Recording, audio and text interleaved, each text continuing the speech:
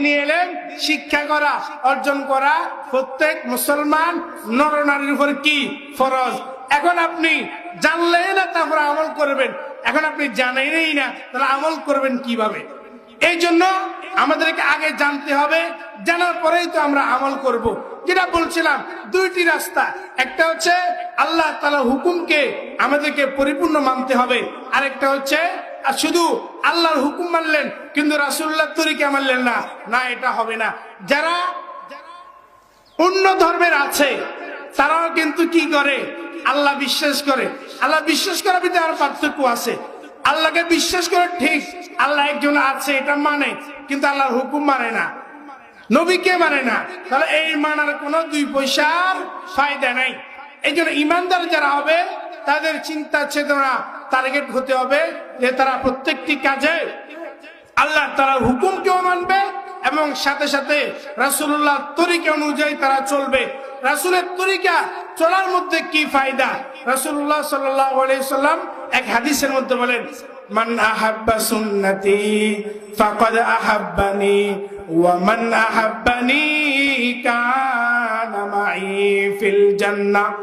রাসূলুল্লাহ এই হাদিসের মধ্যে বলেন যে মান আহাব্বা সুন্নতি, যে ব্যক্তি আমি রাসূলের সুন্নতকে মুহাব্বত করলো, ফাকাদ আহাব্বানি, সে ব্যক্তি যেন আমি রাসূলকেই মুহাব্বত করলো।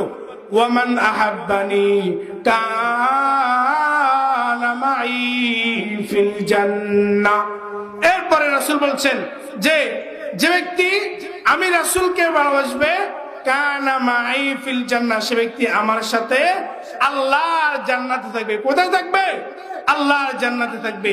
আল্লাহ রাসূলুল্লাহ সাল্লাল্লাহু আলাইহি সাল্লামের সাথে জান্নাতে থাকতে রাজি আছেন তো ইনশাআল্লাহ? আছেন তো ইনশাআল্লাহ? আল্লাহ তাআলা আমাদেরকে তৌফিক দান করুন। তাহলে যেটা বলছিলাম যে শুধু আল্লাহর হুকুম মানলেন কিন্তু রাসূলের তরিকা মানলেন না, তাহলে আপনি এখনো খাঁটি মুমিন হতে পারেন নাই, এখনো আপনি খাঁটি মুসলমান হতে পারেন নাই।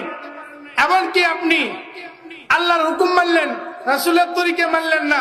মনে রাখবেন যে আপনি টিকিট কাটলেন ট্রেনের, কিন্তু হেঁটে হেঁটে চলে গেলেন। তাহলে আপনি যদি টিকিট কেটে ট্রেনের হেঁটে হেঁটে চলে যান, ওই ব্যক্তি যেরকম বোকা, ঠিক তদ্রূপ ভাবে কেউ যদি এই কথা বলে যে আমি শুধু কোরআন মানবো, হাদিস মানবো না, আমি শুধু আল্লাহর হুকুম মানবো, রাসূলের তরিকা মানবো না, সে ব্যক্তিও ঠিক তদ্রূপ বোকা। এই জন্য আল্লাহ রাসূলের তরিকা মানতে হবে। আল্লাহ রাসূলের তরিকার মধ্যেই রয়েছে আমাদের জন্য জান্নাতের রাস্তা সহজ হওয়ার মাধ্যম। এই যে আমরা আল্লাহ রাসূলের তরিকা, আসলে মেইন একটা বিষয় কি, যে ইসলাম মানার মধ্যে শান্তি। ইসলাম মানতে পারলে সহজ, না মানলে কঠিন। এখন অনেকেই মনে করে যে ইসলাম এটা মানতে হবে, ওইটা মানা যাবে না, এটা খাইতে হবে, ওইটা খাওয়া যাবে না, এটা হালাল, এটা হারাম, এটা জায়েজ, এটা না জায়েজ, এটা করা যাবে, এটা করা যাবে না। আরে কত নিয়ম!